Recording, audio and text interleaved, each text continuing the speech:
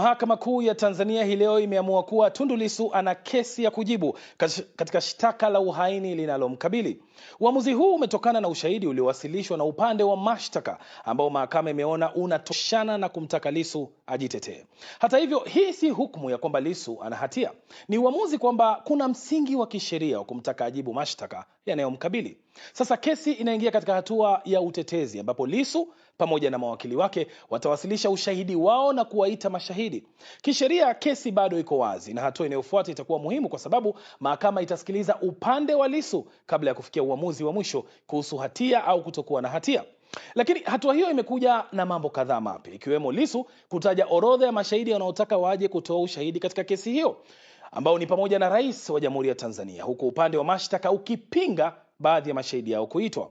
Elizabeth Kazibure alikuwa mahakamani na kutuandalia taarifa ifuatayo. Naona jumba limejaa.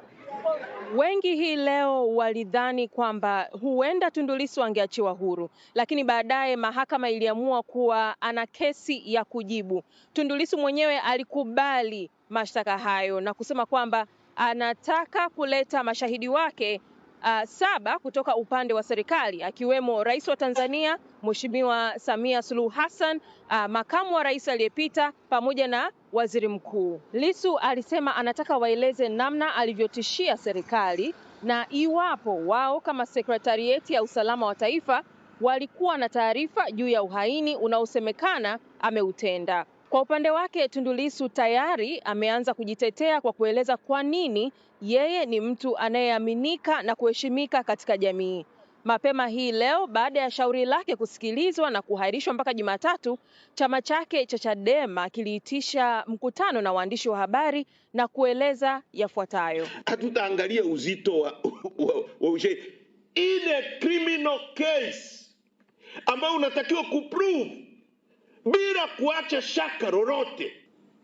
Kwa leo ni siku nyeusi kwa wapigania haki, lakini siku ya muhimu kwetu wote kama wanachadema ya kuinua mapambano. Mikutano ya hadhara iendelee, vikao vya ndani viendelee, kwenye mitandao vijana endeleeni mpaka tutakapofanikiwa na tutashinda. Shauri hilo sasa limehairishwa mpaka siku ya Jumatatu ambapo Tundu Lissu ataendelea kujitetea, na pia ameeleza wazi kwamba siku hiyo haitatosha kueleza ushahidi wote aliokuwa nao. Licha ya kwamba mahakama imeelekeza kuwa mashahidi wengine wawili ambao wanatakiwa kutoa ushahidi katika kesi hii wawepo siku hiyo ya Jumatatu ili waweze kutoa ushahidi wao. Elizabeth Kazibure, BBC, Dar es Salaam.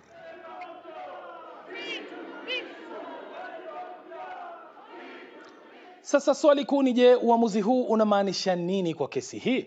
Ili kupata jibu sasa tuungane na wakili Anna Henga kwa tathmini ya kisheria. Bi Anna Henga, uamuzi huu wa mahakama una maana gani haswa kisheria? Huu uamuzi ni wa kawaida katika mashauri ya jinai na ni uamuzi ambao ni muhimu kwa sababu unampa mtuhumiwa sasa haki ya kujieleza. Kwa mujibu wa ibara yetu ya katiba ya 13A ya Jamhuri ya Muungano wa Tanzania, inatoa ile haki ya kujieleza, inaitwa the right to be heard, ni haki ya binadamu kabisa. Kwa hiyo inampa sasa nafasi ya kujieleza, ikiwa kuleta mashahidi wake, kujitetea dhidi ya yale mashtaka ambayo amepewa. Kwa hiyo sio kitu cha ajabu sana, lakini pia sio kwamba ana hatia. Yaani ile kukutwa na kesi ya kujibu sio kwamba una hatia, ni kwamba mahakama inaona kuna hoja unatakiwa uzijibu, ambazo unaweza ukazijibu na ikakuachia huru baadaye kwenye hukumu.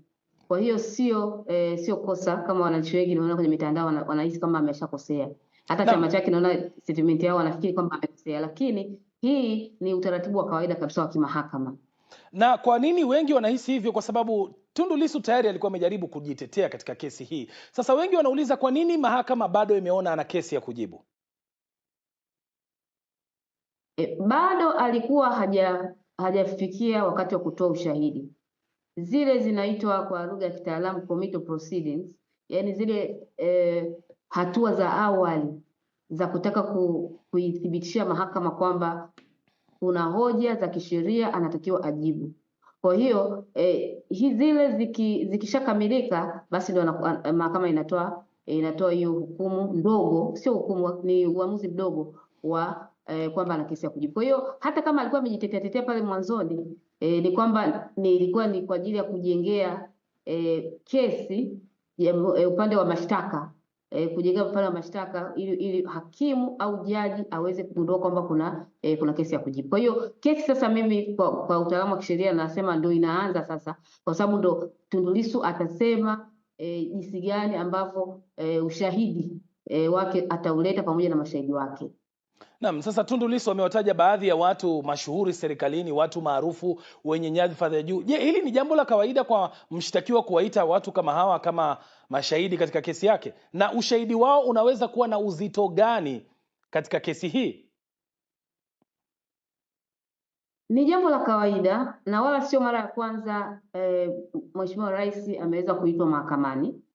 Ilishawahi kutokea kwa rais mstaafu marehemu Mheshimiwa Benjamin Mkapa, alishawahi kuja mahakamani kama shahidi, na alikuwa mstaafu ndio, lakini hadhi na zile stahiki zake kama rais ni zile zile hata kama mstaafu.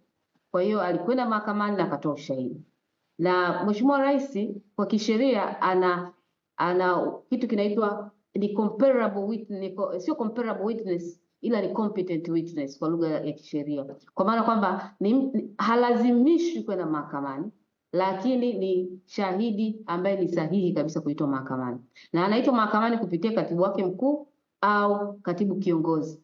Kwa hiyo anaweza kabisa kwenda mahakamani, akiamua kuja mwenyewe anakuja, na akiamua kutuma watu wake anaweza akatuma watu wake. Lakini pia hata wale wakuu wa vyombo, wale wanaweza kuitwa mahakamani kabisa. Na kujibu swali lako ni kwamba itasaidia kwa sababu kesi ya uhaini ni maana yake ni kwamba ametuhumiwa kwamba ana kusudio la kuipindua serikali, na wakuu wa vyombo ndio watu wanaweza kujua kwamba yeye anaweza kupindua serikali ama la.